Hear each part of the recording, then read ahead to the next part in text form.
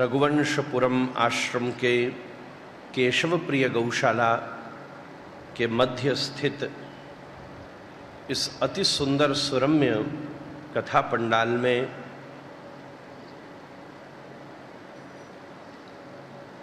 कलिमलहारिणी कृष्ण प्रेम प्रदायिनी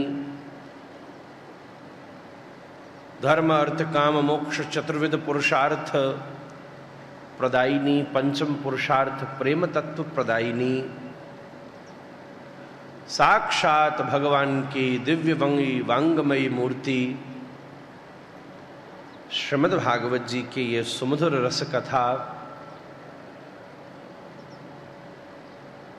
आज अपने द्वितीय दिवस पर प्रारंभ हो रही है।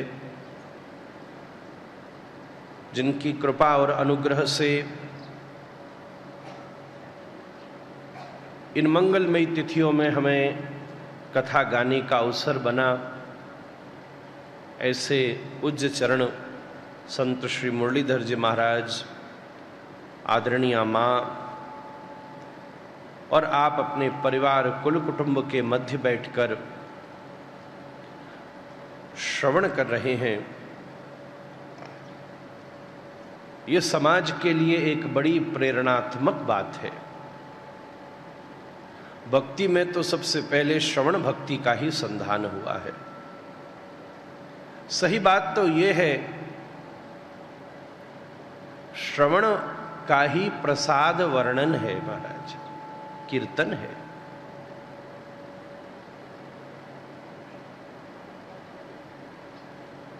आपके अनुग्रह से यजमान परिवार भी यहाँ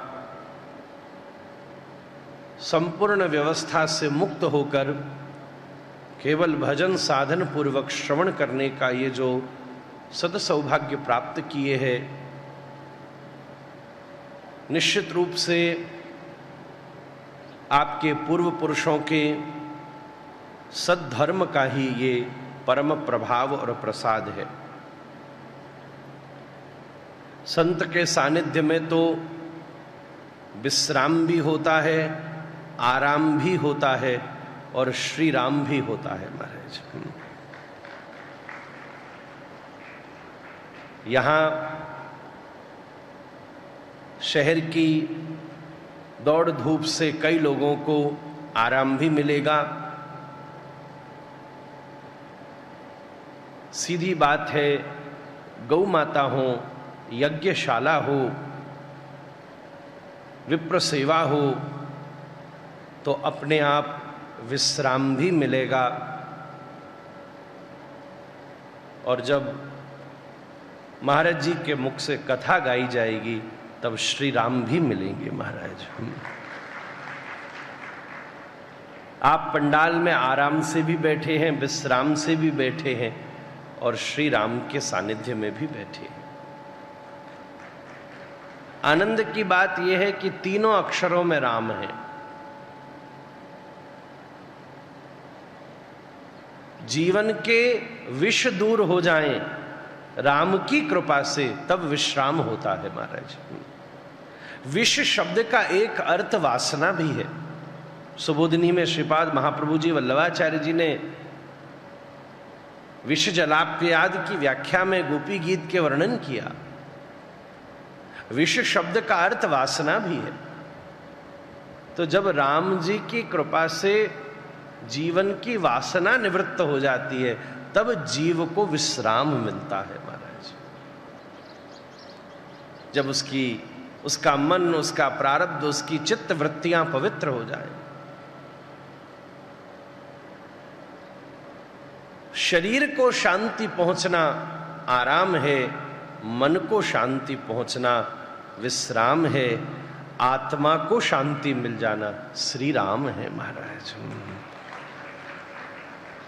पायो परम विश्राम। गोस्वामी जी ने पूरी मानस लिखने के बाद क्या पाया? शुरुआत में हनुमान जी को पाया, बीच में श्री राम को पाया और बाद में विश्राम को पाया। ऐसे दिव्य मंच के ऊपर भागवत जी हों और पंडाल में मानस जी हों, मानस भागवत मिलन महोत्सव के रूप में ये सुंदर दिव्य गौ नवरात्रि में आनंद हो रहा है महाराज।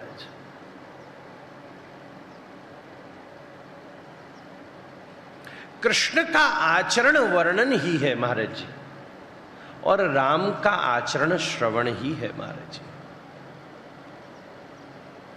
आपका नाम मुरलीधर जी महाराज है, तो मुरलीधर का आचरण करना हो तो वर्णन ही होगा। उन्होंने गीता गाई है और आप गाते हैं मानस की कथा, अगर इसलिए श्री राम का आचरण करना हो तो श्रवण ही है महाराज।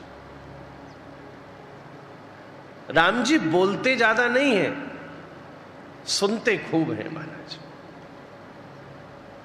वाल्मीकि जी से सुनते हैं, वशिष्ठ से सुनते हैं, विश्वामित्र से सुनते हैं, अत्रि से सुनते हैं, सब जगह प्रभु ने बैठकर श्रवण किया है। यहां तक कि लंका से लौटकर हनुमान जी से भी सुनते हैं। गुरु की छोड़ो, भक्त से भी जो सुनने को तैयार हो जाए, इसलिए सुनवे वाले ठाकुर राम जी हैं महाराज, सबकी सुन लेते हैं।